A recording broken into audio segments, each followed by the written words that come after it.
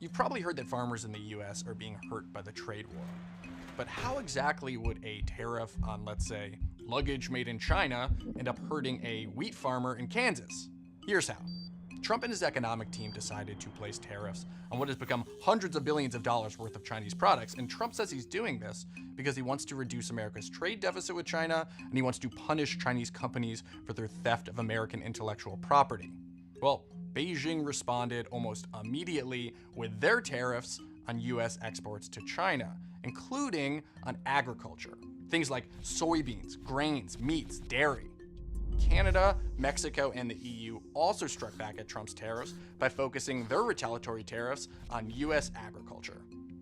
As a result, US agriculture is becoming less attractive on the global stage because countries like Brazil can swoop in and undercut US goods because their goods are cheaper and tariff-free. And so right now, exports from the US are dropping. And that means that now on the domestic market, you get a surplus of goods, and that causes prices to fall.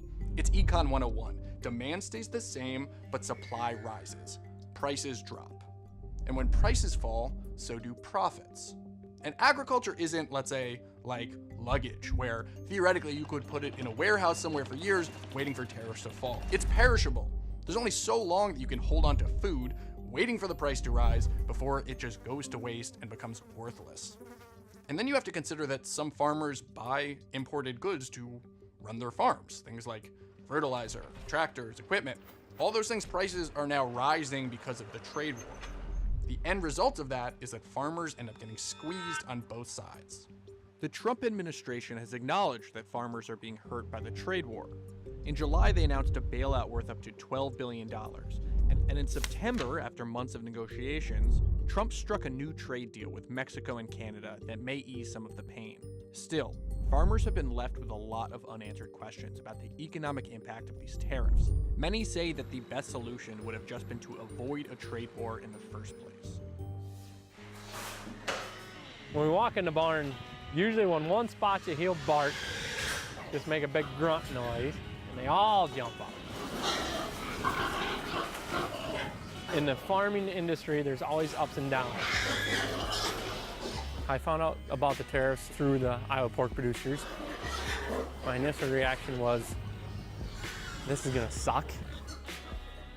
When President Trump placed tariffs on steel and aluminum, China responded by targeting U.S. products, including pork. And since then, farmers say hog prices have dropped by nearly a third. It's an old cliche, nobody wins a trade war. They don't. It's just a tactic that people use to try to get some kind of solution to some other issue, and we need a solution. Iowa farmers say they were singled out by China for their support of President Trump. We're the fall guy, you know, someone's got to take the hit, and they chose pork production. In my particular situation, I am purchasing pigs when they're about 40 pounds body weight. And then I am buying those pigs, and then I'm going to feed them for about 4.5 months, and then market them at about 270 pounds live weight. The only way I can set any kind of prices on my inputs or my output is based upon the Chicago Mercantile Exchange, or the CME. You know, we've had a 30% drop. You work off of borrowed money, you work off of equity, you pledge more collateral. It's kind of stressful if you think about it too long. They put the tariffs where they did to retaliate against Trump. It sucks that I'm losing money, but I'd just soon be me losing the money than the whole United States for years on end. I still support him on what he's doing because in the end, it's the greater good. The only way for us to get this problem really fixed for the next generation is to punch through it now. The U.S. government is buying a portion of farmers' excess pork. It's short-term relief as farmers wait for a possible deal. We want trade, we don't want government aid. What I worked for 33 years, my 33 years farming, could all be shot, you know, in a year, but it is what it is. There are about 2 million farms in the United States. That's a large voting bloc. Many of those farms are now having tough conversations about what will happen to their way of life if there's not a deal soon. To be able to do this with my son Clayton means a lot. Not everybody gets to take their kid to work with them every day.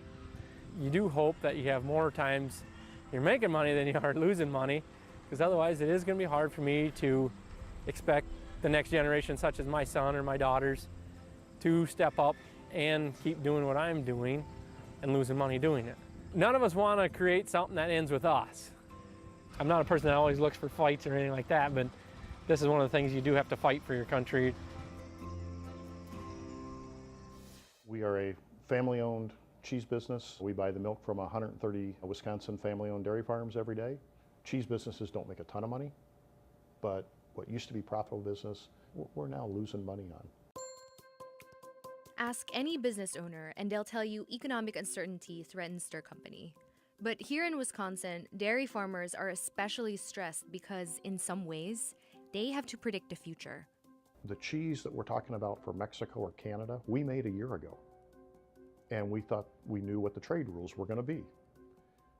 The question is, what cheese do we make today for a year from now? Because what are the trade rules going to be?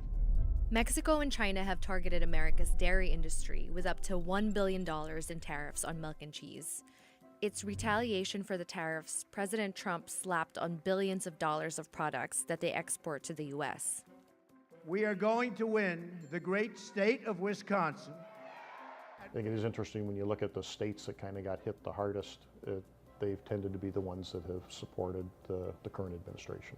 In a win for Trump, Canada agreed in September to set new quotas for dairy imports from the U.S. But uncertainty has already taken its toll, and an escalating trade dispute with China still looms. We have 13 robots that milk our cows daily on this farm. Tori's a great company. It's a family-owned company. It's neat because it's only the community away. It's 6-7 miles from our farm. Everything on our farm, all our milk, goes to Satori. They have to succeed, then it helps us succeed. As a farmer, I'm watching the dairy markets all the time, daily. They're on my phone, your iPad, you're watching it, you're trying to work relationships. And if these tariffs don't improve, it's going to continue to be tough. But when things are a little bit slower from a economic capacity, it can resonate. Your hardware store, your feed mill, your veterinarian, they're all part of our community. They're people. Plymouth is a vibrant small town America. If we don't have access to the export markets, we're going to stop growing, stop adding jobs.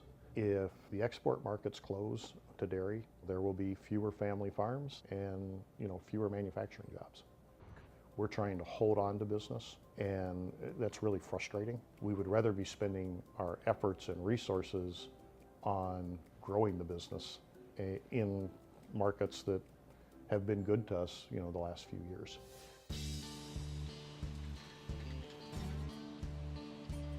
I have two sons that are going to be in the business. They bought citrus with me, and they want to continue on for another generation. And we have 2 bad years with this tariff. I don't know if we can weather that. The U.S.-China trade war is escalating. We've placed massive tariffs on China. China is responding in kind to the latest round of U.S. tariffs. China's been a market that we've increasingly been sending more citrus to on an annual basis. Anytime there's a little bit of a trade dispute with that one country, that takes 10% of your product that you have to find a new home for, which is going to be very difficult to do. The concern within the industry is, when will these disputes be rectified and concluded? Because supply exceeds demand, and that'll reduce the price. And if the overall price per carton goes down, there isn't sufficient revenue, you end up with a red ink year. And that's what we're afraid of. China's going to get the lemons and oranges that they want for their country. And if we can't do it, then somebody else will probably step in and do that. My family's been in the citrus business for 99 and a half years. The family started growing citrus in Anaheim, Fullerton, California in 1919. At the end of World War II, when my other uncle and my father were released from the Army and Navy, that's when the family in its entirety kind of relocated here. So we've been in this area physically now for 70 years. Being a farmer and producer, it's not a liberal or a conservative issue, because there's no way for us to, here at the farm producer level, to respond to it. If these tariffs continue in place, our family could lose up to $2,000 an acre. I own 100 acres or something at $2,000 an acre. You can do the math there. We go through a year with no profit. Eventually, as a small family farmer, we perhaps could go out of business. We have enough freezes and things like that that kind of kick us in the rear end. We don't need another challenge to set us back.